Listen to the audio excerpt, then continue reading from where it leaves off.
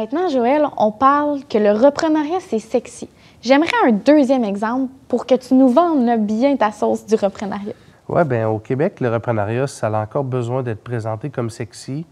Comme je l'ai dit plus tôt dans une capsule, le problème, c'est qu'on entend, on dirait, juste parler des histoires d'échecs. Souvent, on appelle ça le repreneuriat familial, où il y a une chicane de famille qui résulte de la reprise d'une entreprise.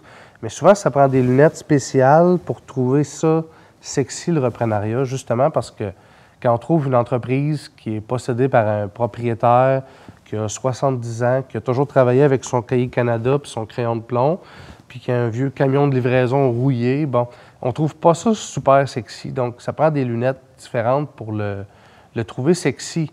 Mais justement, c'est le potentiel de croissance, puis de développement, puis de mise à jour qui rend ça sexy, parce que souvent, les entrepreneurs de longue date sont satisfaits avec ce qu'ils ont, puis ils n'ont pas évolué.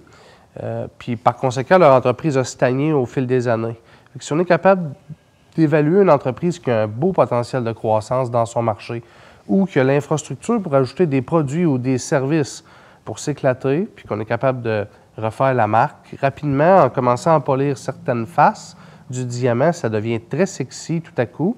Puis non seulement ça, mais le coût d'acquisition vient presque nul parce qu'on paie une entreprise à sa valeur réelle ou comptable, un peu en lien avec les résultats actuels, mais c'est la vision du nouvel entrepreneur qui va la traiter un peu comme une start-up, qui va créer de la valeur puis qui va rendre le coût d'acquisition presque nul.